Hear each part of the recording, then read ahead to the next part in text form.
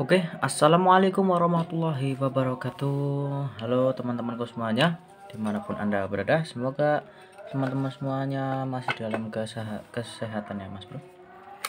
Kali ini saya akan membagikan tutorial cara cek transistor,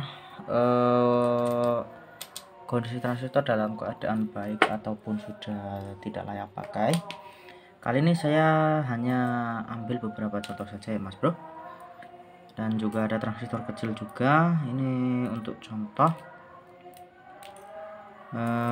Di sini saya masih ada banyak transistor, saya cuma ambil beberapa saja. Dan alat yang kita butuhkan yaitu adalah yang pertama adalah multitester.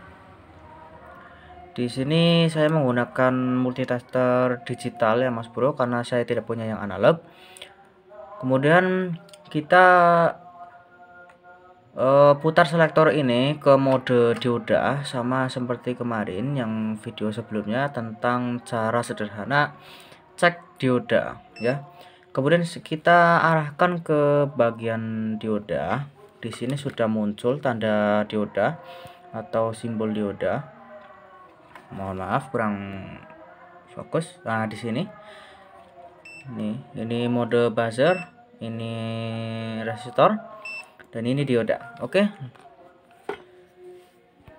Sebelumnya bagi teman-teman yang belum subscribe, silahkan subscribe. Bagi yang baru bergabung, silahkan klik tombol subscribe, karena subscribe itu gratis dan mendukung channel ini supaya berkembang. Oke, langsung saja. Di sini saya ada transistor final driver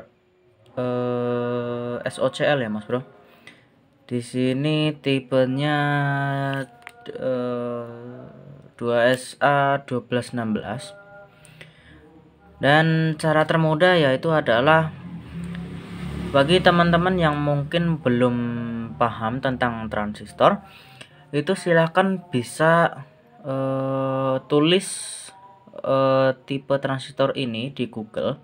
Kemudian di Google akan muncul apakah jenis transistor NPN atau PNP. Dan kemudian di sini ada 3 kaki. Di Google juga dijelaskan bahwa di bagian kaki ini terdapat 3 kaki, yaitu yang kaki pertama ini adalah basis, kaki kedua adalah kolektor, dan kaki ketiga maksud saya adalah emitor. Dan bagi yang belum paham tentang basis, kolektor, emitor, bisa cari di Google ya Mas Bro, karena saya sendiri pun masih tahap belajar ya Mas Bro, jadi saya masih dibilang masih awam ya Mas Bro, enggak apa-apa. Oke, langsung saja kita cek bagaimanakah kondisi transistor yang sudah buruk atau tidak layak pakai, yaitu seperti ini Mas Bro. Di sini tidak terbaca, di sini juga. Coba kita balik. Probe hitam ini di basis, kemudian probe merah ini di kolektor. Dan di sini terbaca sekitar 0,457 ya. Kemudian kita pindah probe merah ini ke kaki ketiga, yaitu kaki emitor. Coba kita ukur. Dan ternyata transistor ini masih dalam keadaan bagus. Kemudian kita ambil yang satunya lagi, dan di sini terdapat pasangannya yaitu 2SC2922. Maaf, ini blur kamera. Oke. Kemudian kita akan cek apakah transistor ini sudah mati atau masih bisa digunakan kembali. Seperti yang pertama, kita hubungkan probe-nya saja. Dan jika di sini belum terbaca nilai dan di sini sudah terbaca nilai seperti ini, terbaca 200. Coba kita balik untuk bagian, mohon maaf blur, kita ulangi. Di Di sini saya hubungkan di kaki basis ini, dan probe merah ini dihubungkan ke kolektor ya Mas Bro. Ini di sini terbaca sekitar 0,296 ya. Seperti ini. Kemudian kita probe hitam masih di sini saja, kemudian kita ukur di bagian emitor. Dan di sini tidak terbaca, coba kita balik. Dan probe merah ini saya letakkan di basis ya Mas Bro. Kemudian kita ukur, dan di sini masih terbaca sekitar 0, berapa ini, tidak menentu ya Mas Bro. Ya bisa dikatakan ini sekitar 400 ya Mas Bro. Dan coba kita ukur di bagian kolektor. Nah, di sini permasalahannya yaitu antara kaki kolektor dan emitor itu sudah tidak seimbang. Jadi transistor ini sudah tidak bisa dipakai lagi. Berbeda dengan transistor yang sebelumnya. Di sini ketiga kaki ini ketika diukur itu nilainya masih seimbang.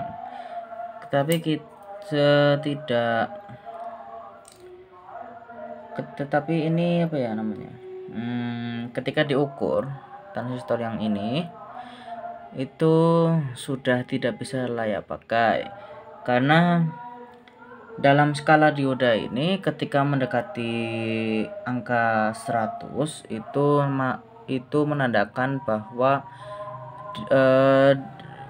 transistor ini sudah hampir konslet. Jadi bisa menimbulkan suara serak atau apa ya Mas, dalam signal itu sudah tidak sinus ya Mas Bro. Oke, selanjutnya di sini saya ada transistor TIP 3055. Kemudian saya akan cek. Bagi yang belum tahu transistor ini berjenis apa, silahkan teman-teman cari di Google. Tulis saja TIP 3055 dan di Google akan muncul gambar tentang transistor ini berjenis apa, nanti akan muncul simbolnya seperti apa, dan tata letak basis kolektor dan emitornya itu di mana. Oke, cara sederhananya yaitu kita hubungkan saja probe begini maksudnya. Nah, di sini coba kita balik. Nah, di sini sudah terlihat seperti sudah mulai mau konslet. Nah, di sini 100 sama 93. Jadi menandakan transistor ini sudah sangat rusak sekali kondisinya dan tidak bisa dipakai lagi. Karena untuk simbol dioda ini yang sering saya pakai, mohon maaf belepotan, itu jika melewati 400 ke bawah itu transistor dalam kondisi rusak ya, atau sudah tidak layak pakai. Tetapi sebaliknya ketika sudah melewati 400 ke atas sekitar 500 sampai 600 itu kondisi transistor tersebut masih bagus dan masih layak dipakai.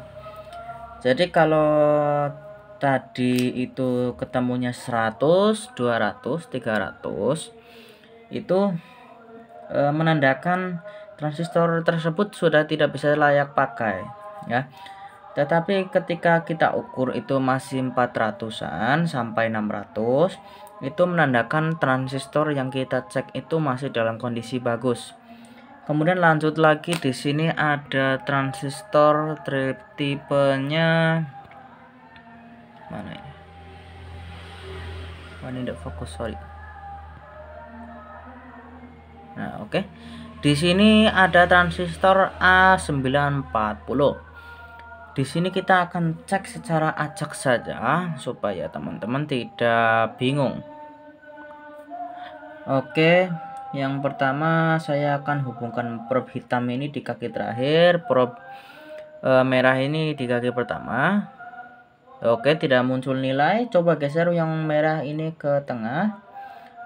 Sama saja, tidak muncul nilai.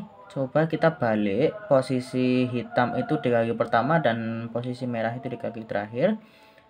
Dan sudah muncul angkanya. Di sini terbaca sekitar 550. Kemudian saya akan geser prop merah ini ke kaki tengah.